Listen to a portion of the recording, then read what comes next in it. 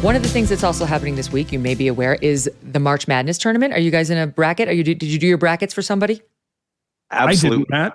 I did because about 1 year out of 5, UC Santa Barbara, my sort of alma mater before I got kicked out of school, makes the tournament. So I just join whatever work thing there is, and I pick them to win it all. Yes. So today they're going to start the march. You're like I am. So my system is very random, and I lose pretty much every year. But when I nail it, I win the whole thing. Happened in 2018. You could Google it. I won the media tournament. Technically, Willie Geist won because he actually entered and I didn't. But there was proof online that I had picked the best bracket of anybody in the media tournament. Because I only pick schools that I have like an emotional affiliation with. Like unfortunately, I picked Virginia because I used to live there, and they got crushed in the first round. That was disappointing. Everyone got that wrong. But I have Baylor going all the way. I think I have them winning because I had a really sweet dog named Bailey who we called Baylor. Mm-hmm. So if I nail it, my bracket is very upsetty. Well, apparently Kamala Harris is following the March Madness because Howard University was playing. Who are they playing? Who did they lose to? Kansas, and they got crushed by Kansas. It was quite the beatdown. I think it was like 29 points, 28 points, and she decided to go offer. The Huffington Post write-up was like her inspirational speech to the Howard team.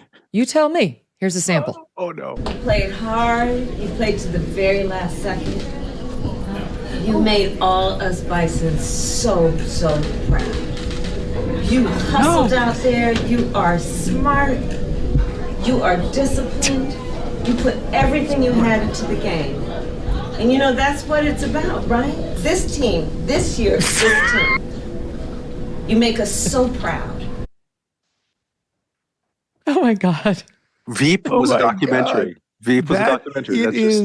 She is incapable of not being entirely embarrassing. She's like, you guys, you had the ball, you dribbled it, you put it in the hoop sometimes you didn't, but you tried. And that made me so proud. You lost by 30 points. Even that sucked. You actually were terrible. You were really terrible today. You should have gone in and just been like, yeah. Oh my God. You're smart is my favorite line. You're smart. You're smart. You're disciplined. You're smart. People like you. Yeah. You're the basketball team at a university. It's what her husband says to her. She's just repeating her husband's comments to her at night. Yeah, well, her husband's comments were like, you guys, it's like the Holocaust, because that's what he was talking about this week. Yes. No, I have to say the thing about Kamala Harris is that it is something that is indescribable. And I think everyone will know what this is when somebody says, do you want Kamala Harris to run for president, for instance? And if I said no, I couldn't really put it in words why. Because she's just so atrocious, and it's just a feeling that you get when you watch her, because she says nothing so wonderfully fluidly. She just says nothing for minutes at a time. It's really hypnotic. Air sandwich. Like ASMR. I should tell the audience about what happened with the husband. It's too long a soundbite to play, but basically he was making remarks, and he literally did compare the hate that led to the Holocaust to Americans at school board meetings. He said, You can see it here too. This hate is interconnected. You see it in the discourse in the country right now. You see it in the divide we have. Just going to school meetings. You see that hate is out there. We've got to step up and speak. No, you don't. And by the way, don't confuse people's righteous anger over what was done to their children with hate. That's not the same thing. And it's certainly not the same thing as a Holocaust hate. Matt Welch was very angry about the school stuff, and I have been for a long time calling him the Heinrich Himmler of Brooklyn.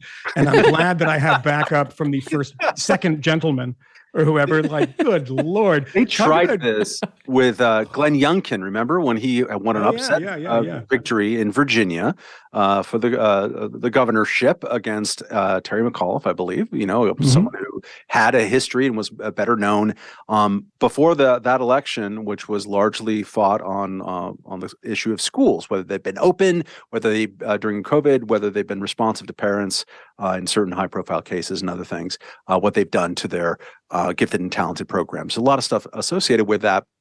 MSNBC institution you might be familiar with, Megyn, and other people were going on about how we're just seeing, open like Confederacy, white supremacy. This is racism flowering. In Virginia, which voted for Joe Biden, which has voted Democrat for basically everything the last 10, 12 years, suddenly turned on a dime and became super racist. And the voters of Virginia were like, I don't know. That's not what we did. We're mad about the schools in Fairfax, where it's not notoriously a breeding ground for racists. And Glenn Youngkin is one of the more popular governors in the country as a result. And it was widely characterized as this is the awful bared fangs of white supremacy coming out to get us again. Yeah.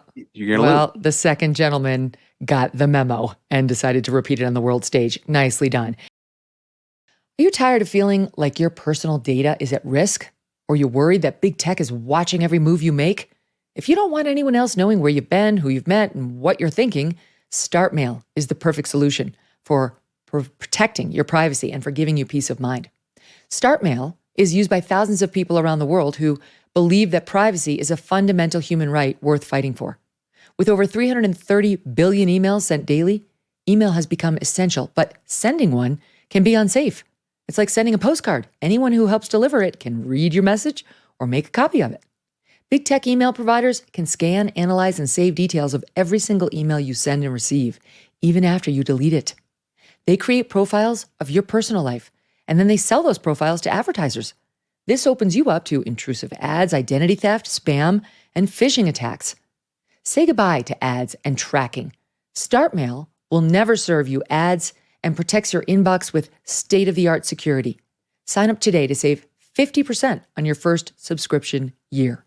Go to startmail.com/MK and join the thousands of people who have chosen StartMail for all their email security needs.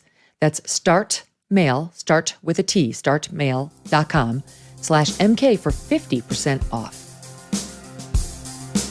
Hey, thanks so much for watching. If you like what you just saw, hit the subscribe button for more clips and full episodes.